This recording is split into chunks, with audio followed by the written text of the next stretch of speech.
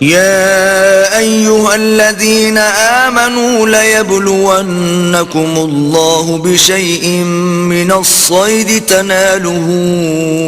أيديكم ورماحكم ليعلم الله من يخافه بالغيب فمن اعتدى بعد ذلك فله عذاب أليم۔ مومنوں، کسی قدر شکار سے جن کو تم ہاتھوں اور نیزوں سے پکڑ سکو اللہ تمہاری آزمائش کرے گا،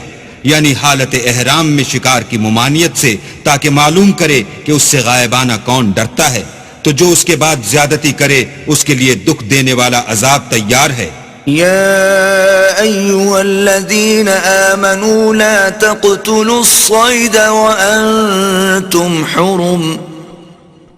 ومن قتله منكم متعمدا فجزاء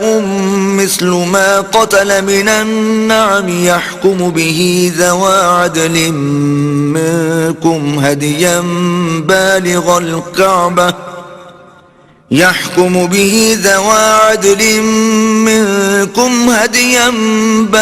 الكعبة أو كفارة طعام مساكين أو عدل ذلك صياما ليذوق وبال أمره عفى الله عما سلف ومن عاد فينتقم الله منه والله عزيز ذو انتقام۔ مومنو، جب تم احرام کی حالت میں ہو تو شکار نہ مارنا، اور جو تم میں سے جان بوجھ کر اسے مارے تو یا تو اس کا بدلہ دے، اور وہ یہ ہے کہ اسی طرح کا چار پایا جسے تم میں سے 2 معتبر شخص مقرر کر دیں قربانی کرے، اور یہ قربانی کعبے پہنچائی جائے، یا کفارہ دے اور وہ مسکینوں کو کھانا کھلانا ہے، یا اس کے برابر روزے رکھے تاکہ اپنے کام کی سزا کا مزہ چکھے، اور جو پہلے ہو چکا وہ اللہ نے معاف کر دیا، اور جو پھر ایسا کام کرے گا تو اللہ اس سے انتقام لے گا، اور اللہ غالب اور انتقام لینے والا ہے۔ احل لكم صيد البحر وطعامه متاعا لكم وللسيارة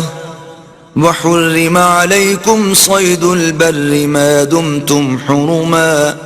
واتقوا الله الذي إليه تحشرون۔ تمہارے لیے دریا کی چیزوں کا شکار اور ان کا کھانا حلال کر دیا گیا ہے، یعنی تمہارے اور مسافروں کے فائدے کے لیے،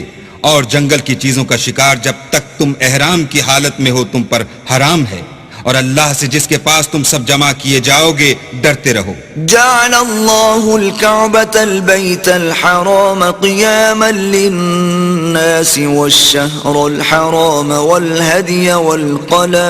والقلائد ذلك لتعلموا أن الله يعلم ما في السماوات وما في الأرض وأن الله بكل شيء عليم۔ اللہ نے عزت کے گھر یعنی کعبے کو لوگوں کے لیے موجب امن مقرر فرمایا ہے، اور عزت کے مہینوں کو اور قربانی کو اور ان جانوروں کو جن کے گلے میں پٹے بندھے ہوں، یہ اس لیے کہ تم جان لو کہ جو کچھ آسمانوں میں اور جو کچھ زمین میں ہے اللہ سب کو جانتا ہے، اور یہ کہ اللہ کو ہر چیز کا علم ہے۔ اعلموا ان اللہ شدید العقاب وان اللہ غفور رحیم۔ جان رکھو کہ اللہ سخت عذاب دینے والا ہے، اور یہ کہ اللہ بخشنے والا مہربان بھی ہے۔